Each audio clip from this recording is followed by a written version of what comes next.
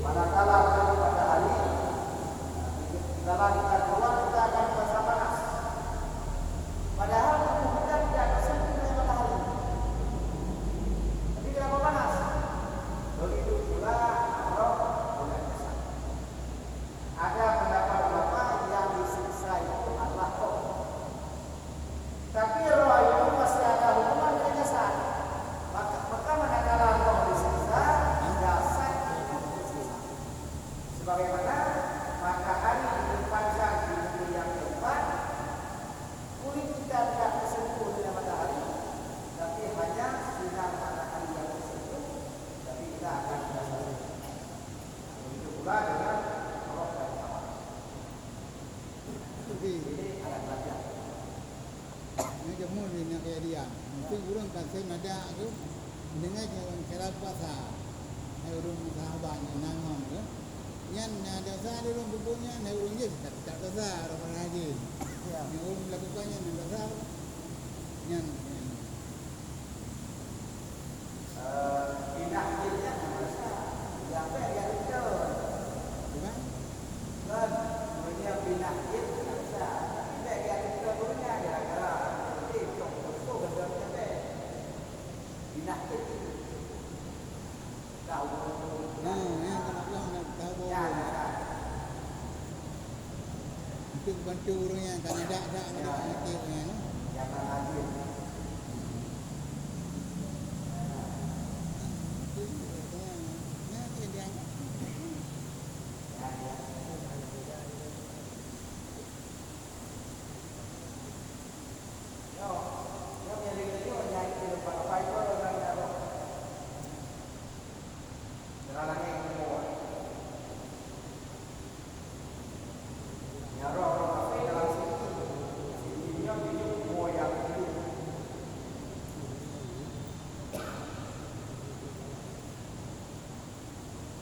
Oleh karenanya,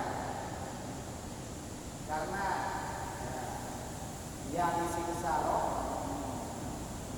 maka azab kubur walaupun orang tidak punya kubur kita tidak. Disiksa kubur walaupun dia tidak kubur kita tidak. Nah yang disiksa roh. Di roh yang berhubungan dengan kesucian.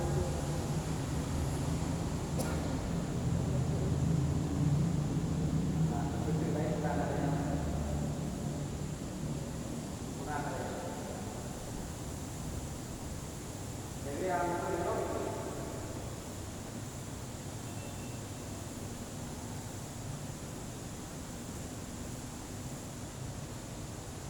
Ucapi mengenai urung mati syahid, menyebarakan mati syahid mempertahankan agama. Menjino le yang mati syahid secara bukan mempertahankan agama, contoh je Ipoh Lego Mesir, yang tah yang kon daripadanya, yang tah yang mati syahid, yang kon yang mempertahankan agama. Jadi sebenarnya syahid ada 3 golongan. Syahid ada 3 golongan. Pertama orang yang syahid di dunia dan juga syahid di akhirat. Artinya di dunia berlaku hukum orang syahid, tidak boleh salat, tidak boleh berdiri, di akhirat juga mendapat dosa.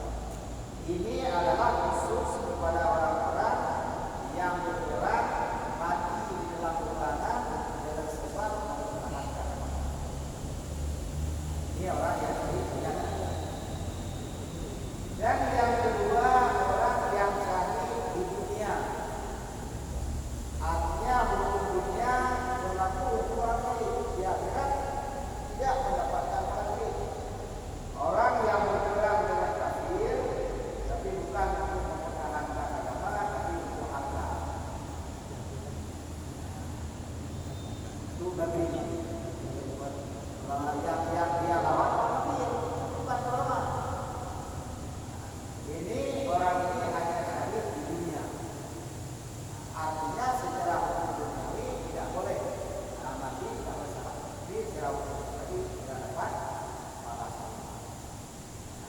Yang ketiga, orang yang mendapatkan pahala syahid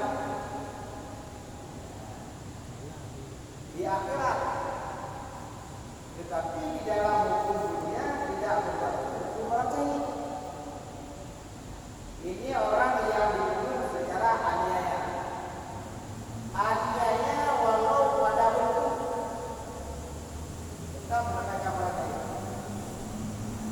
Umpamanya begini, ada orang yang sudah mendapatkan hukuman mati. Nah, karena dia telah membunuh orang yang lain atau pokoknya dia telah mendapatkan hukuman. Jadi secara hukum agama, hukuman mati itu dengan jalan dibantu potong lehernya. Maka manakala dia dihukum, dipotonglah pada tengah badannya. Nah, ini dia mendapatkan pahala syahid. Walaupun dia mati, dia nggak mati. Tapi karena bentuk pembunuhannya tidak sesuai dengan aturan agama, maka orang yang melaksanakannya itu dosa. Dan orang yang dibunuh dosa, maka secara hukum agama, kalau orang yang mendapat hukuman mati, hukumnya adalah potong leher, tidak ada jalan. Maka apabila dilaksanakan dengan jalan yang lain, bukan dengan jalan memotong lehernya, orang yang melaksanakan tidak berdosa, karena dia tidak melakukan hal yang dilakukan. Bukan berdosa berdosa bentuknya, bunuh tidak dosa karena memang dia sudah dibunuh. Makanya orang yang tidak bersalah, tidak diajukan, tidak diperintahkan, juga tetap tidak lolos. Apabila dia mengakui salah itu satu wajib, maka dia tidak harus bunuh. Maka bunuh itu dengan jalan memotong lehernya tidak boleh dengan jalan yang lain. Maka apabila orang ini ditembak, karena dia sudah hak bunuh, tapi apabila dibunuh dengan jalan ditembak, orang yang menembak itu dosa. Bukan dosa membunuhnya, dosa menembak. Karena tidak ada yang takut. Orang yang tidak tembak itu tidak takut. Kan? Di sana sudah ada. Dia orang yang berbunuh secara aniaya. Pengertian daripada berbunuh secara aniaya, dibunuh tanpa hak untuk dibunuh.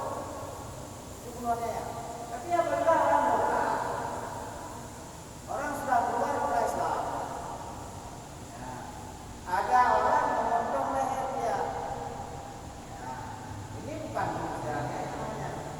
Dia sudah mampu. Tapi apabila dibunuh oleh masyarakat biasa, ini berdosa karena melangkahi wewenang. Karena itu wewenang pemerintah. Nggak boleh. Nah, bukan dosa bunuh, itu bukan dosa. Karena dia memang harus bunuh. Orang yang keluar dari agama Islam, maka orang itu bukan tidak wajib mati, dia wajib bunuh. Siapa yang bunuh? Pemerintah. Apabila ada masyarakat yang membunuh, tetap masyarakat itu berdosa. Bukan dosa membunuh, tapi dosa melangkahi wewenang pemerintah.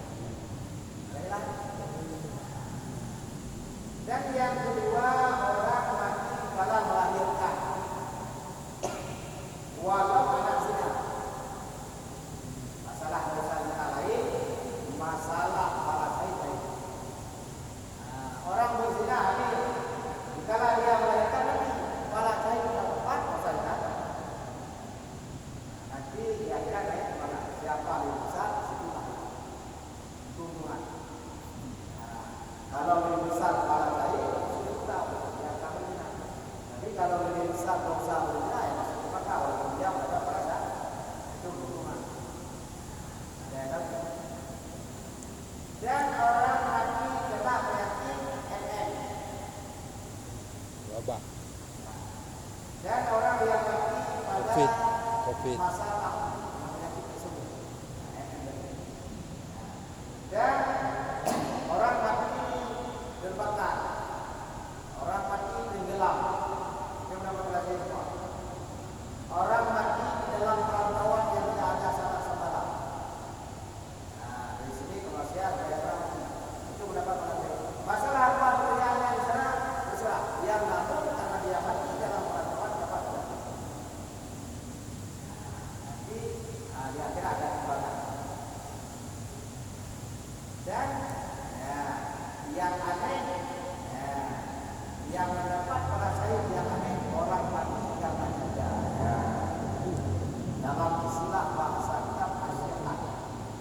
hasil berbagi cinta.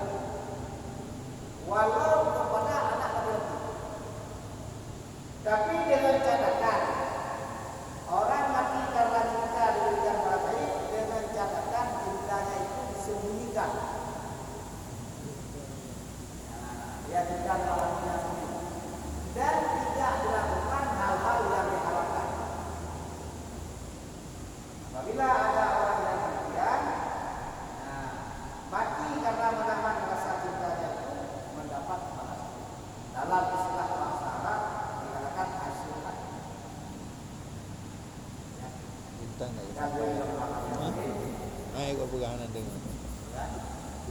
tapi ternyata punya rumah belum lain tadi. Waktu biro kita biro ini biro ini video kita biro ada program.